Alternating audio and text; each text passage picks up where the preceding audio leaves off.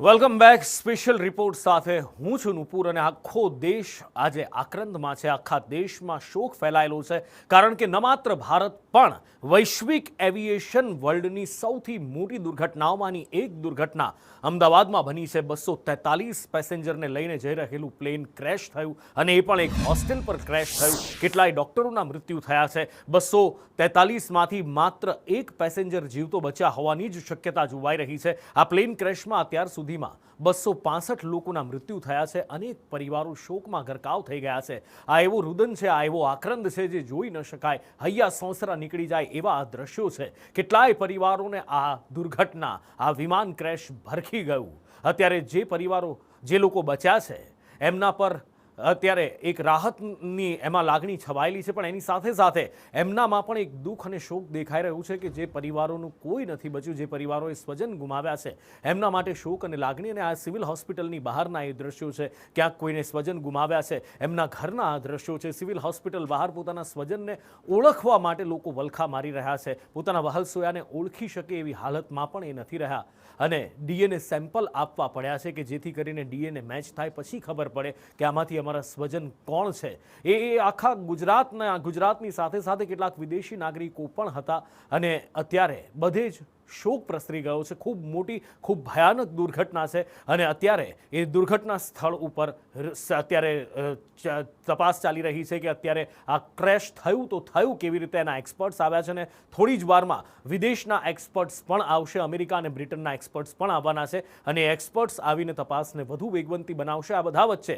DVR મળી ગયું છે. ડીવીઆર એટલે કે એ વસ્તુ બ્લેક બોક્સની અંદરથી નીકળતી હોય છે કે જેમાં પાયલટની વાતચીત જ્યારથી ફ્લાઇટ શરૂ થાય અને ફ્લાઇટ લેન્ડ થાય ત્યાં સુધી પાયલટની વાતચીત પાયલટે કો પાયલટ સાથે શું વાત કરી, કેબિનની અંદર શું વાતો થઈ, કેબિનની અંદરથી કોઈ નાનામાં નાનો અવાજ આવતો હોય તો પણ એ રેકોર્ડ થતો હોય છે. પાયલટ્સ અથવા તો કેપ્ટન જે છે એ એટીસી સાથે એટલે કે એર ટ્રાફિક કંટ્રોલર સાથે શું વાત કરી રહ્યા છે, કઈ માહિતીનું આદાન પ્રદાન થઈ રહ્યું છે, અથવા તો જ્યારે પ્લેનમાં ખામી સર્જાય તો એ ખામી વિશે પાયલટ શું કહી રહ્યા છે, ઇમરજન્સીની કન્ડિશનમાં પાયલટ શું કરી રહ્યા હતા, શું બોલી રહ્યા હતા, શું ચર્ચા થઈ રહી હતી, ફ્લેપ્સ ઉપર નીચે થઈ રહ્યા છે કે નહીં, એન્જિનને પાવર આપ્યો છે કે નહીં, થ્રોટલ્સ આપ્યા પછી એન્જિન ચાલે છે કે નહીં. આ બધી જ વાતો એની અંદર રેકોર્ડ થયેલી હશે અને એ વાતો જ્યારે સામે આવશે ત્યારે ખબર પડશે કે આખરે એ પ્લેનમાં થયું શું હતું, કેમ આટલી મોટી આ દુર્ઘટના થઈ, કેમ આટલી મોટી કરુણાંતિકા થઈ. પણ અત્યારે આ એ કરુણાંતિકા બાદના દ્રશ્યો છે કે કંઈ કેટલાય પરિવારોની અંદર અત્યારે શોકનું મોજું ફરી વળ્યું છે.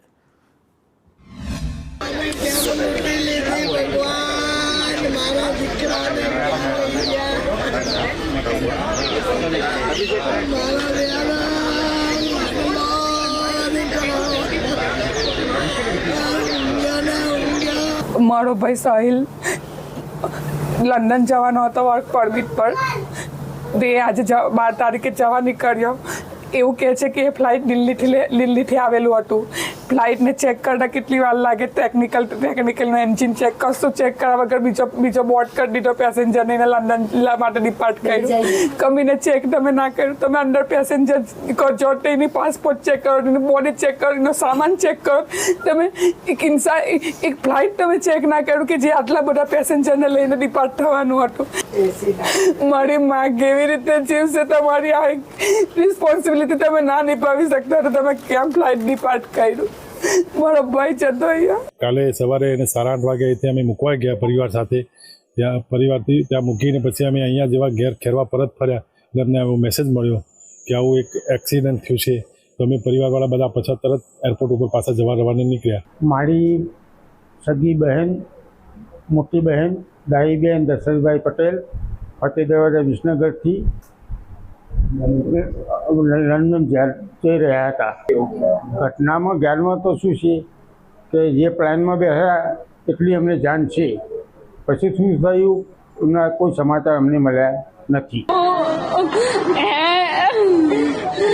ચિંતા તો ના લઈ જઈશો પણ બોડી લઈને ઘેર જઈશ.